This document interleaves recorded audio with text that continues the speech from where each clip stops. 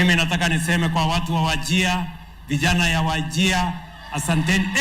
It is the most recent in a string of incidents that have put President William Ruto's security into question. Vijana ya Wajir, asanteni. Pole. Wachana yeye. Wacha relax hapo, keti hapo tichini. Takutana na wewe, keti hapo. President William Ruto was concluding his speech in Wajir on Thursday when this man in a white shirt and blue jeans, whom Ahmed Mohamed, and was reportedly vying for a ward representative seat in Wajir, suddenly emerged from behind and sprinted forward where the president was standing.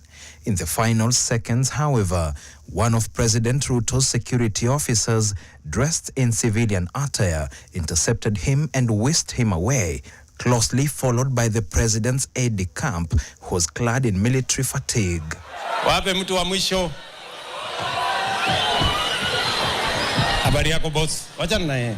The situation unfolded differently last week in Mombasa. Very good, Jeremiah. Mweka box. Zuri, Dio kabisa. Very good. Yeah. Viatu imepotea wapi? Nimeziwacha. As the president prepared to wrap up his speech and engage briefly with a young man over Nyota-related issues, another youth pushing a different agenda rushed toward him. For a brief moment, the president, who had been facing another direction, appeared startled. However, he boldly shook hands with the young man, identified as Jeremiah, and even instructed his bodyguard, who arrived a second too late, not to eject him. Wachana na yeye. Unaitwa nani? Jeremiah. These incidents come 9 months after President Ruto was struck by a dust-filled shoe while in Migori. The apparent rise in such occurrences is now raising critical questions, including whether there is complacency within President William Ruto's security team. The tension began when ODM party leader Oburu Oginga spoke in Mombasa during an ODM event, affirming that his party is keenly eyeing the deputy presidency in ongoing engagements with President William Ruto. Walisema ati mimi nilisema ati sisi hatutaki kiti cha deputy president. Hiyo kiti ya deputy president ndio tunalenga sana. Hiyo ndio tunalenga. Huyo deputy president hatuna nini chuki na yeye kwa binafsi. Yeye binafsi hatuna maneno naye. Lakini hiyo kiti ni kiti ya public. But observers say Oburu knew full well that his sentiments in Mombasa would stir a political beehive among fierce, loyal supporters of Kindiki.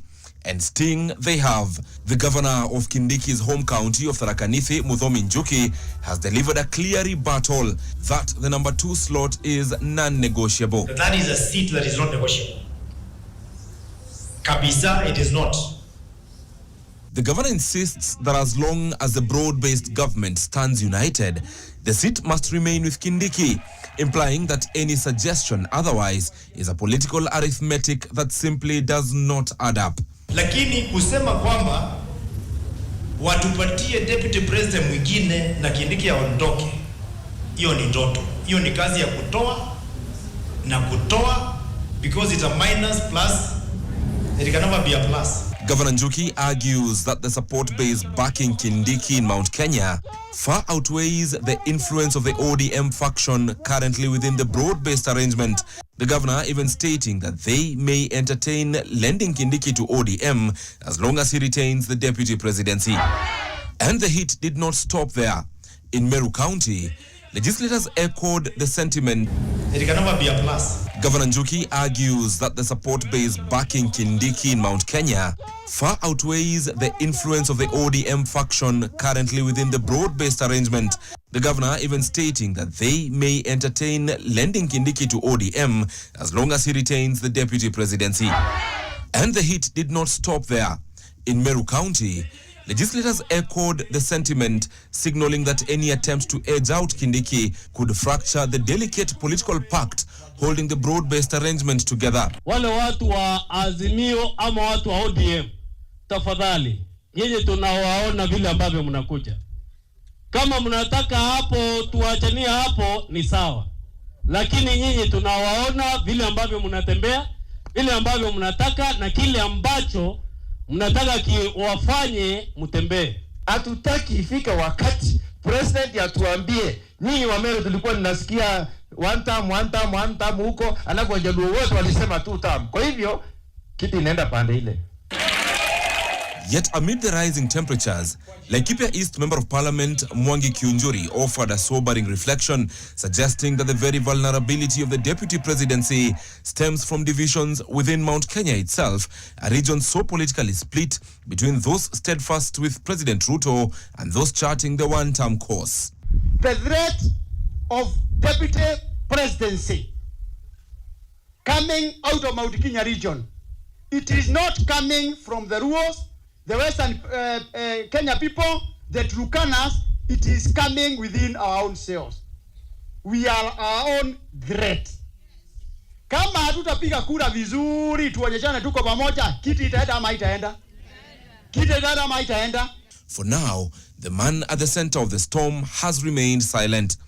But as the two-term brigade walks this political tightrope, one thing is clear. Beneath the language of unity lies individual and party ambitions, which the president must balance delicately, lest it implodes on his own team. Hiyo kiti ya deputy president ndio tunalenga sana. Hiyo ndio tunalenga.